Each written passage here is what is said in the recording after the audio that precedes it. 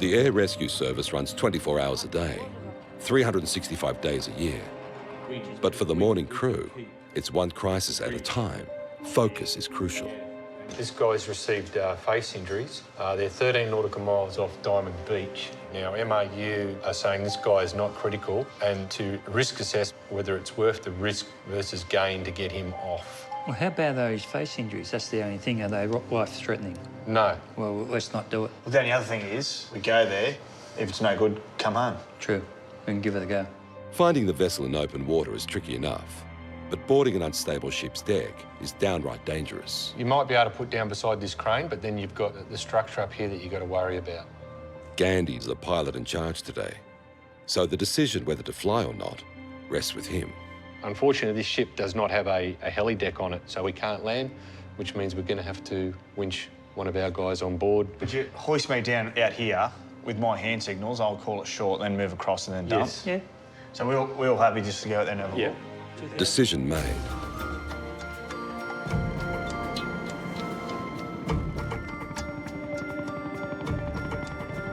With an injured sailor 20 kilometres out to sea, the air rescue crew are preparing for a dangerous mission over open ocean. What are we still thinking about this patient? Well, he's still walking wounded. They said he does not require a stretcher, and they confirmed that he's only got the facial injuries. The man's injuries don't sound life-threatening, but winching down onto a moving tanker like this can be. I'm pretty confident that's that ship because there's the crane in the middle. Aramed Westpac 2, we've located the ship. Stopping the ship is not an option. Boarding a stationary vessel wallowing at sea is too unsafe because the landing deck becomes slippery and unstable. Okay, guys, what we'll do is we'll come down to 500 feet, check the deck and everything. We'll have a good look at it before we rush into it. Wind should be cross-deck, which is ideal for us. So if we do winch onto the quarter-deck camo, I'll keep the bridge on my side. I'll be facing east, which is ideal for us. With plans made, it's time to retrieve the injured patient. Todd and paramedic Sean prepare for the hoist. Hoist power's coming on. Confirm our cable cut authority. You have cable cut authority. For any rescue team, this is the ultimate test of skill, nerve, and experience. There's always a little sort of, your gut tightens up a little bit, especially when Pete brings that door back, the air comes into the cabin and you sort of start to think we're getting on with it. Okay, bring scoot over here, maintain, Gandy. Clear the hoist. Clear to hoist. Okay, this hoist's good maintained, sitting here very nicely. Got them out the door and dangling, and just going to put them straight down. Weights on, going down. Okay, have a thumbs up. And just going past the skids nice and gently. As Todd and Sean are lowered onto the ship by winch operator Pete Cummings, Gandy has to keep the chopper at exactly the right position. It's actually testing the pilot skills just to keep the aircraft over the hover mark for the boys. Keep moving right, 15. And it tests their skills as well. Okay, keep moving right, 10. Approaching the deck there now. Dangling by a wire, buffeted by high winds, with their lives in pilot Gandy's hands, Todd and Sean have to be dropped on a dime, on a constantly moving target. The slightest mishap could be fatal. Maintain this height and hover. We're sitting here very nicely still. 10 signals. You go down. To rescue an injured sailor, air crewman Todd and paramedic Sean have to land on a few square meters of a rapidly moving ship. Keep moving right, 5. Keep moving right. 3. On the deck there now. On the deck. Disconnecting themselves. Have a thumbs up. Lefty hook's coming up. You clear to move left. Moving left. Okay. Hook's clear. On deck, the injured crewman is already standing by. Hello there. Do you speak English? Rajanfer, an engineer, slipped and smashed his nose in the engine bay. Just have a nose injury? Do you have any pain to your neck? Your shoulder? Without medical attention, the broken bone and cartilage could become infected. We're going to put a strap under here and we lift up like this. When you go into the helicopter, you get down on your bottom, crawl in the helicopter, yeah? As the crew prep for the return winch, it appears this is one case where the complexity and danger of the extraction overshadows the medical care required. Very nice. You got the strap over the survivor, hooking up the paramedic. Back, okay, clear the deck and you... But what no one knows just yet is that Rajanfer is suffering from concussion. Mate, this bloke's just got a smack on the nose. There's nothing wrong with him. And just going to turn around. With paramedic Sean and the patient safely on board, it's time to winch Todd back up off the ship. Weight's coming on, weight's on, clear the hoist. Clear the hoist. There's so many things that can go wrong with the hoist. And not only with the hoist, but the aircraft. If the aircraft has any sort of engine failure, you know, we pretty much end up in the drink. Turning around. There's nothing underneath me but ocean. I always get that little sensation, just get me up. Plane coming inboard. You ride that wave of adrenaline right up until you get back on board the aircraft and you know things are safe.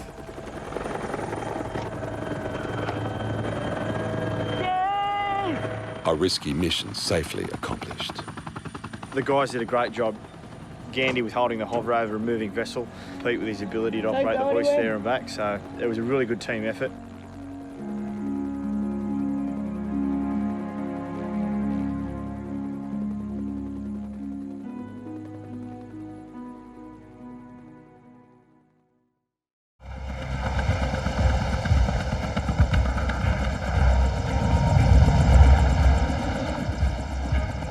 It's early morning, and the crew of Westpac 1 is responding to an emergency 000 call. A fisherman has fallen from a rocky cliff face and cannot move. They've stated that the walking track at this stage will be unable to stoke the patient out. Looking to be a helicopter winch out. Who's going to do the winching if we winch? Well, if we have to put frogs in, I'll put the frogs in. In his career, Danny Morris has logged over 200 winch jobs. He wouldn't have it any other way. It's helping people. That's the fundamental thing of why you do it. If he's got bilateral ankles, he's probably fallen, so he's at the bottom of something rather than the top or halfway down. High above the scene, Danny will operate the winch while intensive care paramedic Dave Reed will dangle below. It's a dangerous thing, inherently dangerous. I don't think about that. If I did, I wouldn't be in this job. Winching the fishermen off the rocks in these conditions will be a challenge, even for the most experienced of teams. We've got a lot of long winches in the vicinity. When we get overhead, we'll have a look and see if we can locate them. Below them, one of the biggest swells of the year. 3-metre waves pound the rocks. That's them at our 3 o'clock down there low. 2 road paramedics have scrambled down the cliff to the injured fisherman, who's been stuck for over 3 hours. Why would people do this? Why would you go fishing? And those waves are going to get awfully close. They already are. With the tide rising fast, Danny's only got 1 shot at a winch drop. There's no room for error. Okay, checks are still good. We obviously do have a bit of spray coming in. Just make sure Ara's very careful with crossing those rocks. Okay, so just hold short there, moving rip across to the door. The crew know their timing is critical. The sea is very, very unpredictable. Paramedic Dave must ascend 35 metres onto the rock ledge below. Yeah, the water's coming high. Yeah. There's a certain sort of pattern to the waves sometimes. But every now and again, there'll be one big wave comes up, and as the water swishes back to the sea, off they go with it. They must work fast, but turbulence bouncing off the cliff makes this the most dangerous part of the drop.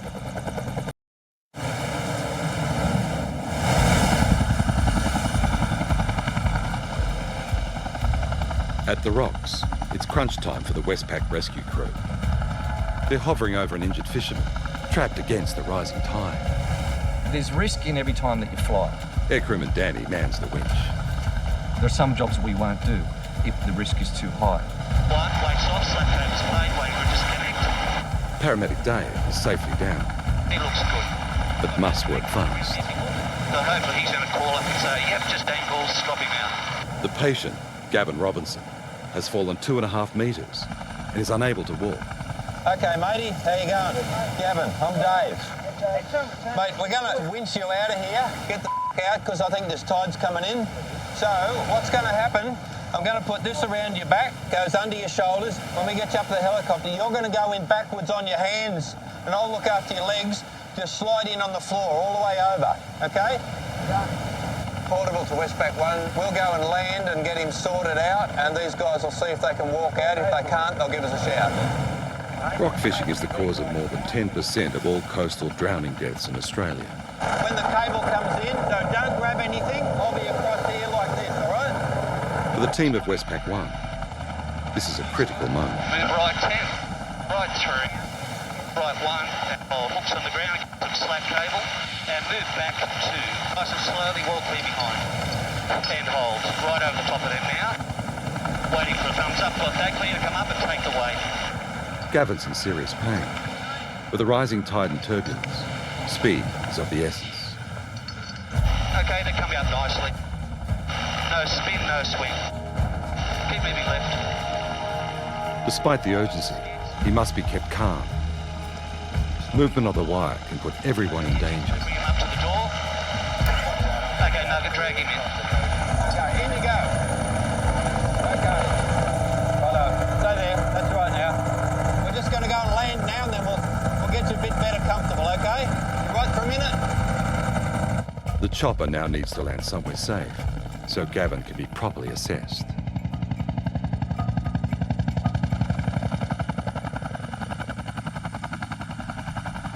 Plan was to do a stretcher hoist, but because his position on the rocks and the large swell, we were concerned that they would have got washed off the rocks. So we opted to do a rescue strop extrication, and that worked quite well. The patient's got bilateral fractured ankles, and they appear to be his own injuries. The paramedics are assessing him now.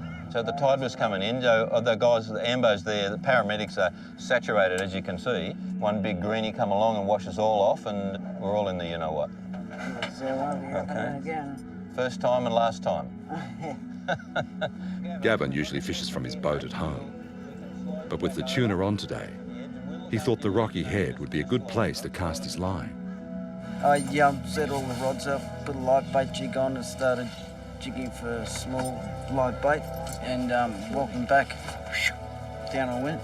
And he slipped from that little ledge up the top Mate, I'm down about 8 foot down to where he's landed on both ankles. And In pain and unable to move, Gavin was stuck on the rocks and crying out for help, until another fisherman spotted him and called 000. I think rock fishermen, they're a whole different breed. That's all I think about. It's a generally innocuous pastime, but every now and again, something wrong happens with catastrophic results.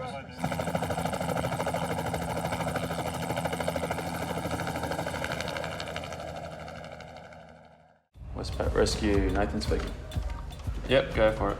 At base, there's no rest for air crewman Nathan. It's a water job. Westpac 1 is on the move again for an urgent search and rescue mission. Yep, okay. Thank you, bye. Dr. Hook, a fishing boat, has radioed in. A man has collapsed. They're 90 minutes out. He didn't say which direction, doesn't know where they are. With very little detail about the patient, boat or location, the crew has to prepare for every possibility, and fast. So you need to be in a wetsuit? Yep, I'll go change. The location, unknown, except they're 90 minutes off Port Stephens. We'll call them up on VHF 10. Okay. When we get out there, and hopefully we'll find them. So we've got the potential of getting put down onto a vessel, so go in a wetsuit just in case I have to go in the water. The challenge is to find the vessel as quickly as possible. As they head out, air crewman Danny begins to put the pieces of a potentially life-saving puzzle into place. The patient is breathing at the moment and still unconscious. He has vomited, over. Westpac 1, copy that. Did you advise him on board, Dr. Hook, to place the patient on his side in a lateral position to maintain an airway and to drain the vomit from his mouth? Do we know whether the CPR is happening for this guy? No. He's unconscious. Now to coordinate contact. Okay, so the plan then, we'll just do a little recce over the top, see where they are. But as the chopper closes in on the area, a piece of luck, the boat is returning to port. Got a name on the side, if you can spot it. Looks like Dr. Hook to me. City Blue Charters, Dr. Hook. With confirmation, a quick decision has to be made. Airlift or wait until they dock. Help me get some gear ready just in case. Well, bearing in mind their position, I don't think we're going to try and attempt anything while they're in the heads, because then the time frame would just delay their transit anyway. Yeah, there's not much point. With the clock ticking, the mission switches to Plan B. They'll rendezvous at the Marina. They're just going to continue to steam in. Roger. And be met by these guys at the Marina. And you sorted out the transport from Bill Strong down to the Marina. Great. Beneath them, the man is now conscious, but he has a history of heart failure and appears gravely ill.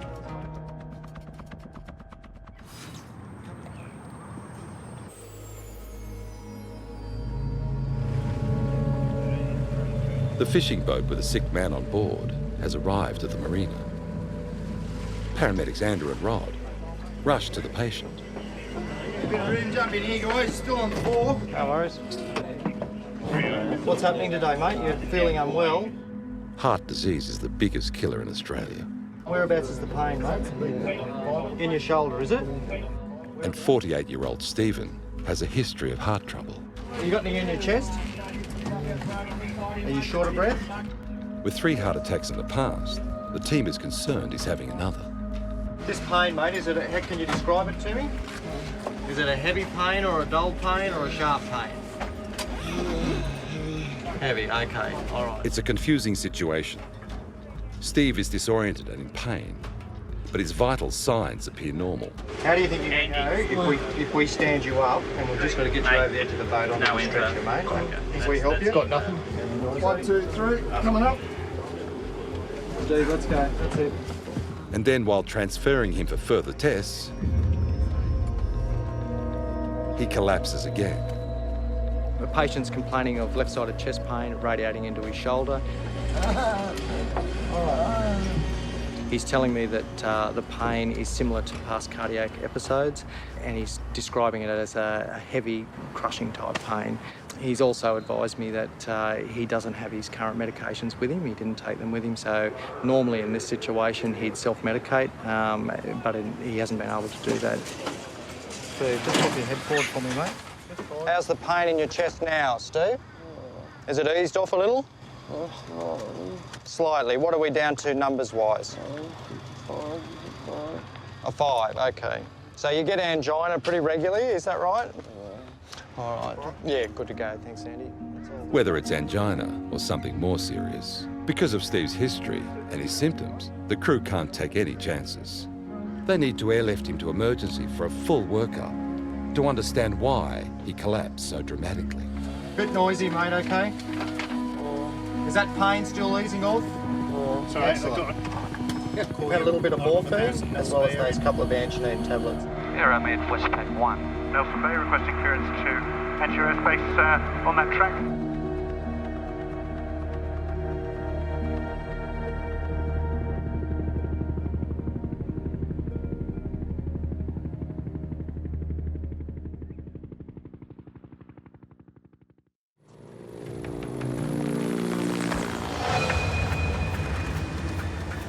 "36,000 kilometres of coast, over 10,000 beaches. It's only a matter of time before something goes wrong." Well, Dave, we've got a 16-year-old female that has been dumped in the surf. Axial load to the top of the head, was extricated with the help of a friend and has laid down on the beach above the high tide mark. She's complaining of C1 and C2 pain, 7 out of 10. Initially, she had numbness and tingling to the fingertips. Get that, guys? Yeah, copy that. The information coming in indicates spinal damage, an all too common coastal occurrence. They say it was a girl, Leggy. Living around this area, there is such a long stretch of coastline. A lot of our jobs are water related, either being boats or people caught in rips or dumped by waves in the surf. And a lot of the time, you know, spinal injuries or different types of injuries, obviously, for when they're getting hit from the wave and onto the sand. When you come off your comms, CT, I'll take it. Moving across. As they approach, a crowded landing zone confronts Ozzy the pilot. Okay, clear back doors. Left door coming back. It's over to air crewman Leggy to guide them in. Hey, you got the ambulance in the car park there? Okay. The role of the air crewman and the rescue crewman coming into a scene like this is critical. Cover that up the area side, just got that light post on the left here. Hang on, Roger, the car gone through the car park. Yeah, just hold that position there. We've got to paint a picture for the pilot. There's a surfboard loose on the ground, Oz. Just right of the ambulance.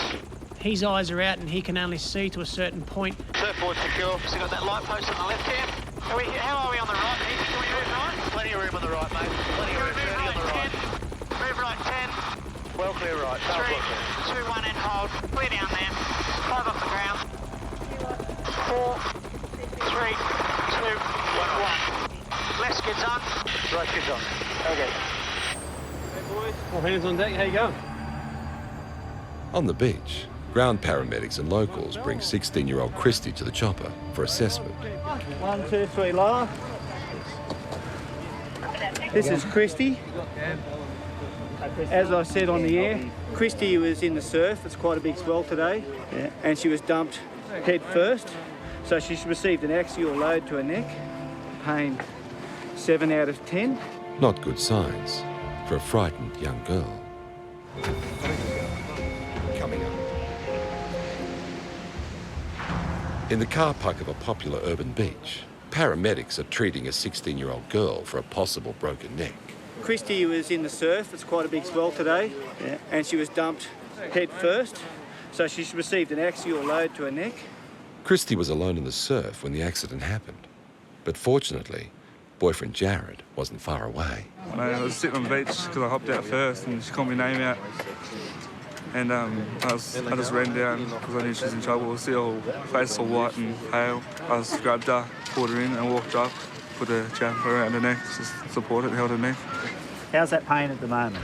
C1 and C2 pain is quite high cervical pain. We're talking just below the base of the skull, basically. It's a high-risk area for injury, can certainly lead to quadriplegia and death if it's unstable and not treated correctly. The symptoms mean Christy has to be kept as still as possible, her spine immobilised. In the worst-case scenario, any movement could cause irreparable damage. We'll be treating her as if it was an unstable fracture there and hoping in the end that there isn't. I'll just explain what will happen from here, Christy. We're going to use a thing called a back mat. All that does is it wraps around your body, and when we sort of pump it or extract it out, it's going to hold you nice and still. Is there any LOC that you know of? Feet first? On 3, mate. 1, 2, 3. Feet first, guys. Just put the wheels on the deck. With Christy secure in the chopper, her panicked mum arrives, having just heard the news.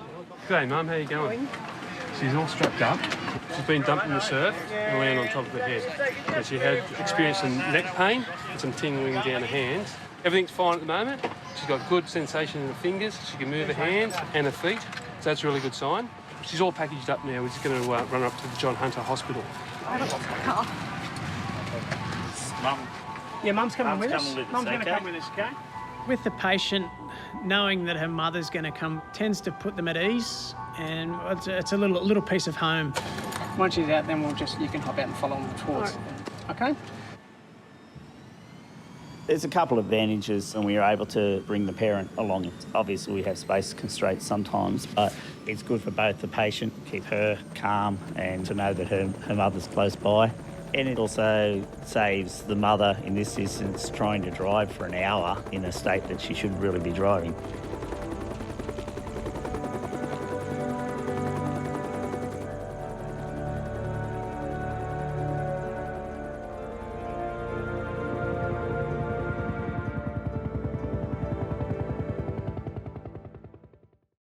Westpac Rescue, Nathan speaking.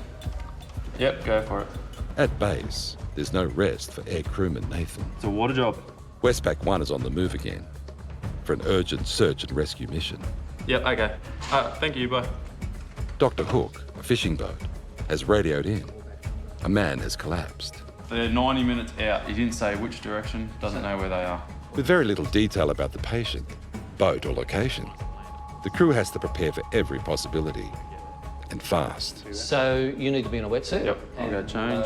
The location unknown, except they're 90 minutes off Port Stephens. We'll call them up on VHF 10. Okay. When we get out there, and hopefully we'll find them. So we've got the potential of getting put down onto a vessel. So go in a wetsuit just in case I have to go in the water. The challenge is to find the vessel as quickly as possible. As they head out, air crewman Danny begins to put the pieces of a potentially life-saving puzzle into place. The patient is breathing at the moment and still unconscious. He has vomited, over. Westpac 1, copy that. Did you advise him on board Dr. Hook to place the patient on his side in a lateral position to maintain an airway and to drain the vomit from his mouth? Do we know whether the CPR is happening for this guy? No. He's unconscious. Now to coordinate contact. Okay, so the plan then, we'll just do a little recce over the top, see where they are. But as the chopper closes in on the area, a piece of luck, the boat is returning to port. Got a name on the side, if you can spot it. Looks like Dr. Hook to me. City Blue Charters, Dr. Hook. With confirmation, A quick decision has to be made. Airlift or wait until they dock. Help me get some gear ready just in case. Well, bearing in mind their position, I don't think we're going to try and attempt anything while they're in the heads, because then the time frame would just delay their transit anyway. Yeah, there's not much point. With the clock ticking, the mission switches to Plan B. They'll rendezvous at the Marina. They're just going to continue to steam in. Roger. And be met by these guys at the Marina. And you sorted out the transport from Bill Strong down to the Marina. Great. Beneath them, the man is now conscious, but he has a history of heart failure and appears gravely ill.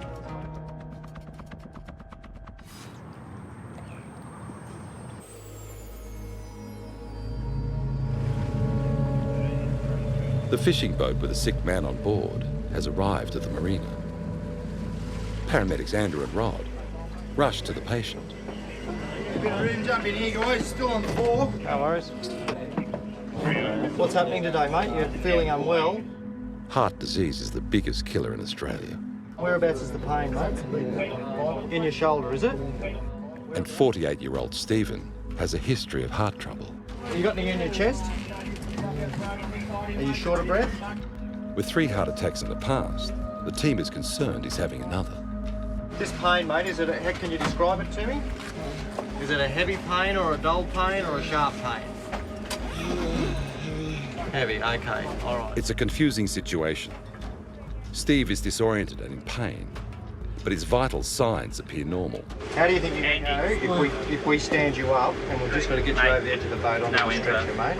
If we help you? Got nothing. 1, 2, 3, coming up. Dude, let's go, that's it. And then while transferring him for further tests, he collapses again. The patient's complaining of left-sided chest pain radiating into his shoulder. He's telling me that the pain is similar to past cardiac episodes, and he's describing it as a heavy, crushing type pain. He's also advised me that he doesn't have his current medications with him. He didn't take them with him, so normally in this situation he'd self-medicate, but he hasn't been able to do that. So just put your head forward for me, mate. How's the pain in your chest now, Steve? Is it eased off a little? Slightly. What are we down to numbers-wise? A 5, okay. So you get angina pretty regularly, is that right? All right. Yeah, good to go. Thanks, Andy. Whether it's angina or something more serious, because of Steve's history and his symptoms, the crew can't take any chances. They need to airlift him to emergency for a full workup to understand why he collapsed so dramatically. Bit noisy, mate, okay? Is that pain still easing off? Sorry, excellent. We've had a little bit of morphine, as well as those couple of anginine tablets. Aero Med Westpac 1. Nelson Bay requesting clearance to enter airspace on that track.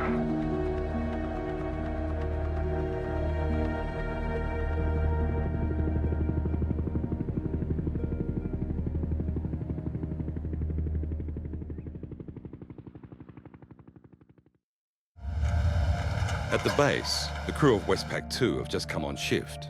The weather's good, all the forecasts are good for all the airfields up the coast and out west. Graham Nickerson, or Nico to the crew, has been working here for 32 years. We've seen the very best and we've seen the very worst. Okay, thanks for that. We'll give you a call when we get in the air. As per usual, the day is anything but ordinary. They've just had word of a shark attack at a surf beach 150 kilometres up the coast. The information is someone's been bitten by a shark and needs some help, so we're hoping it's not too bad, but sharks, spiders and snakes don't like them. Good to go? Yeah. Okay, up towards the south, coming up to your side 45. As with every mission, details are initially sketchy. It's the air crewman's job to gather more information while the chopper's en route to the emergency. Good afternoon, Westpac 2. Departed base a few minutes ago. We're just over Stockton now, en route to Crowdy Head.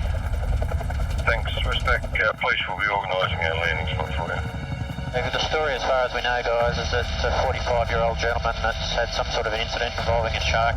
He's got lacerations to both his lower legs. With any kind of shark bite, one of the first concerns for the flight paramedics will be how much blood the patient has lost by the time they arrive. It's a time-critical situation. It's the same place as we went to for the last shark attack? Oh, I'm pretty sure it is. So I think it is too. It's going to have to land a little bit in just to get enough clearance with the tail. Not going to be terribly far from that vehicle. Copy that. And coming on light on the left, skid to the tower field. Yeah. And coming on right. Go and jump out, Mark. Aircrewman Nico works quickly to free up the paramedics. They must assess the patient immediately. Local beachgoers have tried to patch up the victim, but the severity of the shark bite is unknown. And if he's lost too much blood, he's in danger of suffering a heart attack.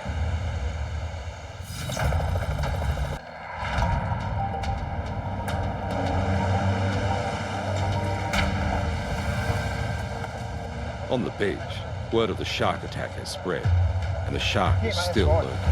Steve was saying they're just in here, just in amongst... See the amount of fish on the shore, I can't start blaming. The patient, 45-year-old Alan Saunders, was netting mullet when the shark hit him from behind. The grey nurse, isn't it, Al? Yeah, grey nurse shark. Up to 3.5 metres in length, grey nurse sharks don't typically attack humans, unless they're in the way of their food. He's got tear marks down both legs, and he's in extreme pain. Al, I'm going to give you a bit more pain relief, okay? I'll put that under his arm so he can still get to his whistle. Alan's blood loss is under control, for now. What they don't know is that the shark's tooth is embedded in the bone. Crowdy Head is a hotspot for tourists and a known feeding ground for sharks. Paramedics have wrapped shark attack victim Alan in foil to keep him warm, and are now preparing him for emergency airlift to hospital. Did you actually see the shark? No, I didn't see that one, but I grabbed the other one before it, though. Alan knows what hit him, but not how he was bitten. He came from behind me. Scott, how many puncture wounds are on the right? I think there's 3. There might be a 4th one underneath the calf. Jeez, you're a better man than me, mate. How big are they? Just above the ankle. They're about 10 foot, I think they are. Unbeknown to Alan, a bystander captured the whole thing on his smartphone. Look at his teeth. Oh, he's biting that net, look. It all started with good intentions. Alan and his mates were releasing 2 grey nurse sharks caught in their mullet net. That's a big shark. The law states that grey nurse sharks must be released by hand before the haul is completed. The first one gets away safely, cheered on by holidaymakers. Go the other way, mate. That's Alan on the right. Moments later, the second one also breaks free. There's another one there, bro. But then it turns and strikes. He's got him. Alan drags himself to the beach and then collapses. That shark got his leg. Got his leg. Look, this way. He got bitten by a shark. Mate, he's a gutsy man. 10-foot shark. And you can actually see him out there just behind the break there. Bit of activity. The locals know that there's been a few sharks around here today. So they can swim there by themselves. The tear on Alan's leg is 30 centimetres wide, and the shark's tooth remains embedded in the bone. 2, 3 uppers. The crew ease him into the chopper for transfer to hospital. Just watch your fingers, guys. Just pass through the shoulder. It's been a lucky escape for both Shark and Alan. Okay, coming up. Look to the left. You expect to departed this scene at Crowdy Head with the patient on board. Direct for John Hunter will be there at 16:45, and thanks to the cars on scene for their help. Much appreciated.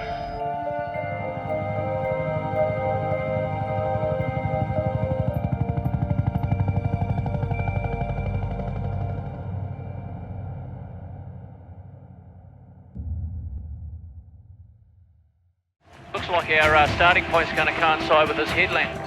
The missing men, Ray and Paul, are on their first fishing trip together. There's good fishing here, but the fish attract sharks, especially at first light. Biggest object's obviously the boat, so if we can find part of the boat, we're hoping that the guys have been able to hold on to something. The 2 men have been in the water for 14 hours, if they are still alive. All right, guys, eyes out. Copy, mate. The crew starts its search 60 kilometres south from where the men first called for help. This is about a 50-50 chance that they're gonna still be alive. It's a calculated decision based on the overnight tides and currents. and I'm going to read back 180 feet. Copy, mate. You got half a mile to run, and be turning left, track north for 1 mile. Yeah, you're 2 o'clock. My 2 o'clock? Yeah, you're 2 o'clock.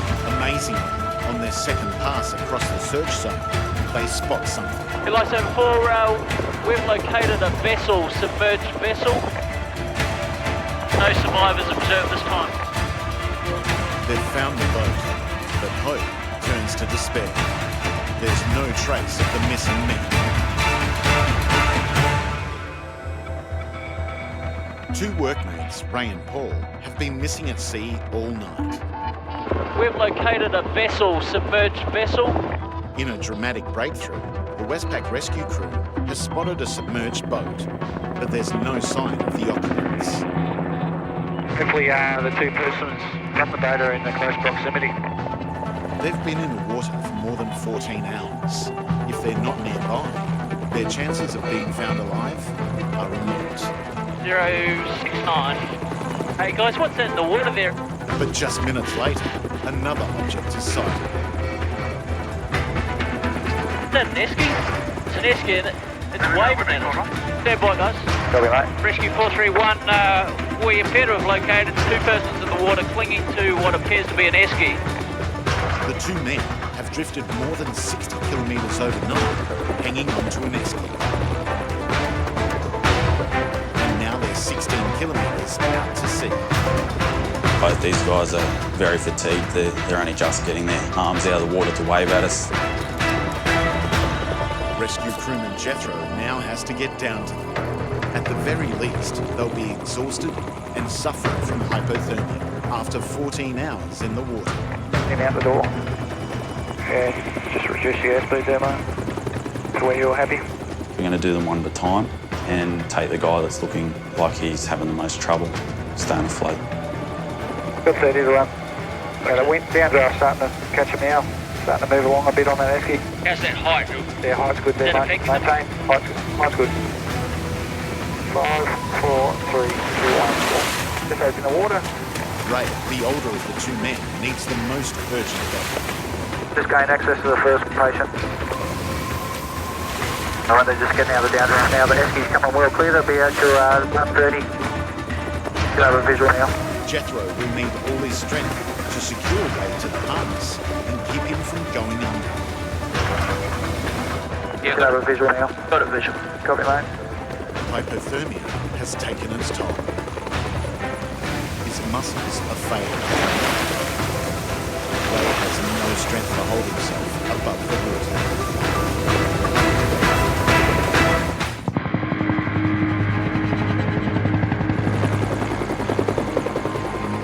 2 workmates have miraculously been found alive at sea after clinging to an esky all night. Yeah, got a visual now. Got a visual. But the drama is not over. Rescue crewman Jethro now has to get a strap under Ray's legs, but he's exhausted and going under. Maintain. Height's good. Finally, with sheer strength, Jethro secures the harness. I got a thumbs up from Jethro. Got a thumbs up from Neville. Happy, mate. Clear the winch. Clear the winch. Roger, winch in. Height's good. He's really fatigued. I'm thinking when we get up to the door, I'm going to have to be really conscious of getting him through the door and pushing him the whole way across the seat. Got a hand on the wheel now.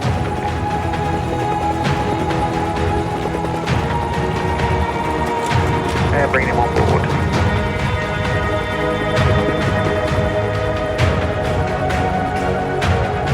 With Ray safely on board, the priority is to stabilise his body temperature. Moving the seat there now, mate. Roger, mate. Good, just back out the door there.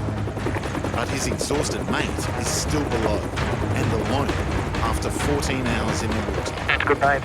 With the last of his strength, Paul is still clinging to the esky. Yeah, mate. Height's good. Good 10 to run. A recent birthday present from his fiancée. I'll put him as close to a esky as I can. It's kept him alive, but he's not yet out of danger. 3, 2, 1, and hold. Jethro's in the water now.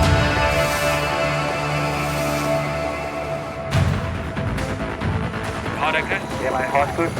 26-year-old Paul is fighting exhaustion after an entire night lost at sea with his mate. waters known for 5, sharks. 4, 3, 2, 1. Our Jethro's in the water now. Rescue crew Jethro has arrived in the nick of time. Paying out a bit of cable, he's accessed the second patient. It's a bittersweet moment for Paul as he finally lets go of the escort, a birthday present from his fiancée. Height's good, mate. Position's good. And clear the winch. Clear the winch. Roger, and winch in. Just come out nicely. Put 20 feet of cable out. Control check. And continuing, mate. Copy, you're bringing them both on board. Well, they look pretty tight, mate. They're pretty exhausted. The outcome could have been a whole lot worse had they not had that esky to cling onto. The two lucky mates will be rushed to hospital to treat their hypothermia. But thanks to the efforts of the rescue crew, they are alive.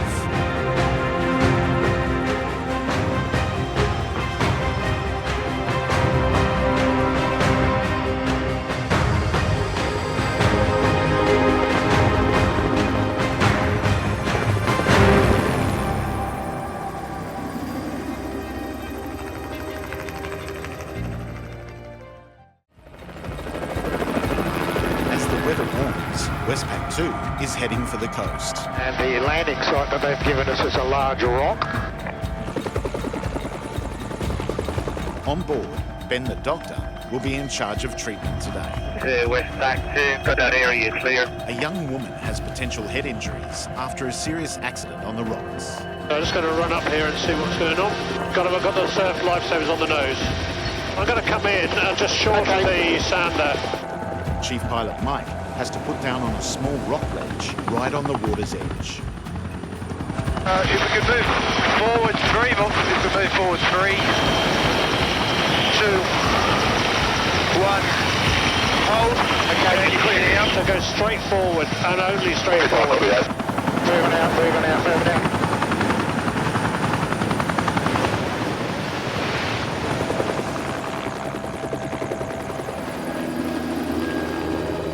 Shania slammed her head on an overhead rock while walking with a boyfriend.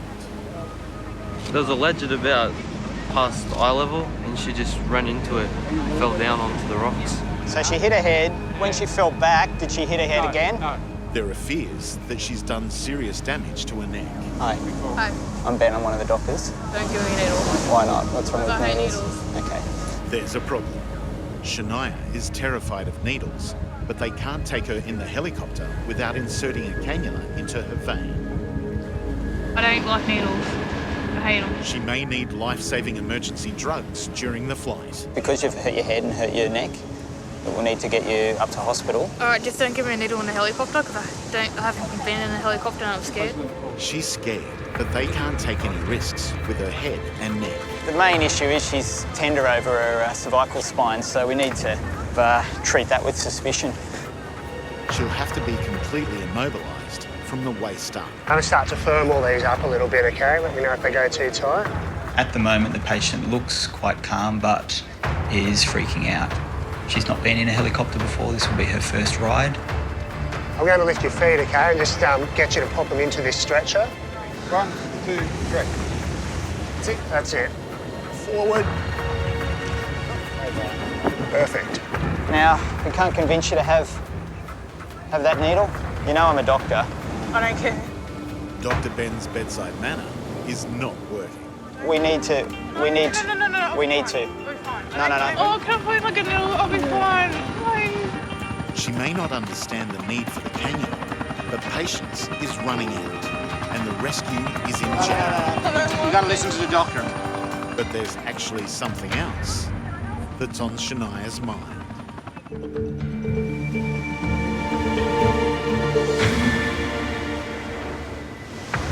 A serious accident at the beach has left a young woman with potential head and neck injuries. No, I'll be fine.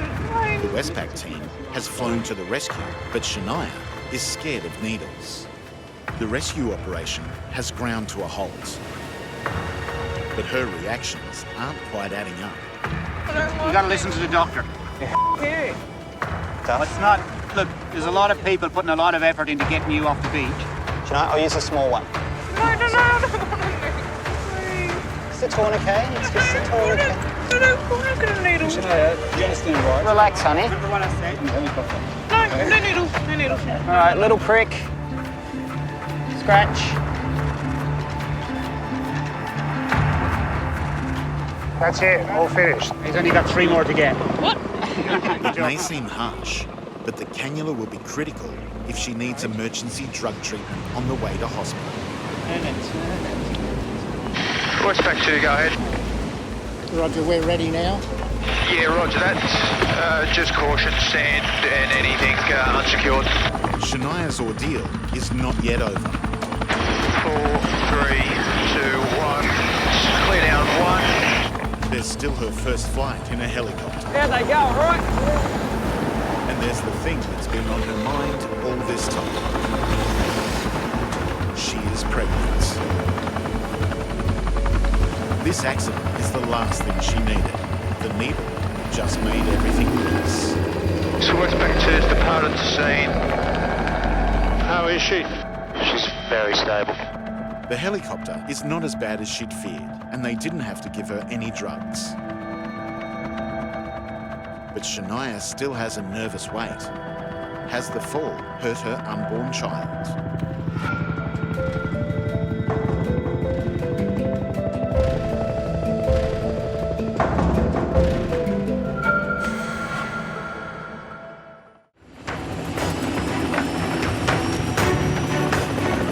Hypothermia in an older man can lead rapidly to heart failure and death. There's no time to waste. Look, the wind's blowing westerly, so chances are you may have just got blown over onto the east side of the basin. Copy. Tony was last seen in this ocean basin. Today's huge swell has made conditions unpredictable. Yeah, this is tough. The sun glare just adds to the difficulty.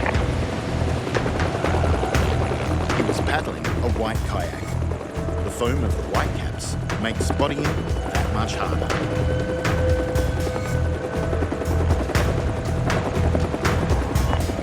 Yeah, sighted, 10 o'clock. And there he is, a speck straight ahead. It's little wonder that rescue teams on the water couldn't find him. Sighted, okay, he's on the nose here, running in. With the kayak spotted, the crew now move rapidly into rescue mode. Running in the cable. Okay. Send him to the doorway. Cancel call.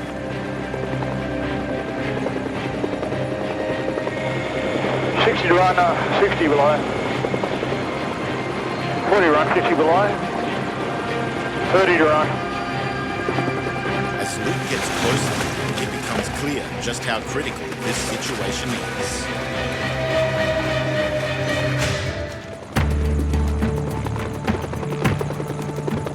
The rapid response crew is in the middle of a dramatic rescue. Position is good. Set the guy now. 70-year-old kayaker Tony capsized 2 hours ago and is being kept alive by his brave mate Robert. Tony is too weak to get back into his kayak, and Robert has fought all this time to keep him from going under. In the bitterly cold water, he's suffering from hypothermia and is now totally exhausted. Got him clear of the kayak and putting on the strop. Rescue crewman Luke needs Tony's cooperation to get him to safety. Height position's good. Alright, we're just going to get the straps done, mate. But he's barely capable of responding and has no strength left. Taking up the slack. Luke needs to keep Tony calm. Shock and panic can put everyone at risk. I'm going to hold on to you, okay? You keep your hands down and we'll be okay. Finally, Tony is lifted from the water that almost took his life.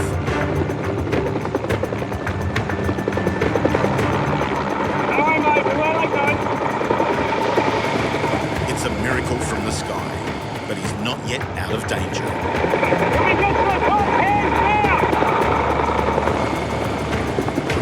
Approaching the skids.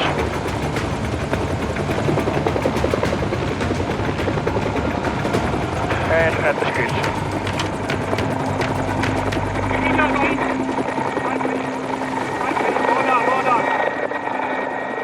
hypothermia can kill very quickly. Okay, sit up for me. Hold on. Tony could not have survived much longer in the water. Huh? Yes or no? That hurts. Medical car. What the rescue crew don't know is that he has a history of heart problems and wears a pacemaker. Right, John, he just got passed on to the ambos. Early male, approximately 70 to 80. So he's breathing quite fast. He's a little bit hypothermic as well. A space blanket is urgently needed to raise his core body temperature. Are you getting any better? It's cold.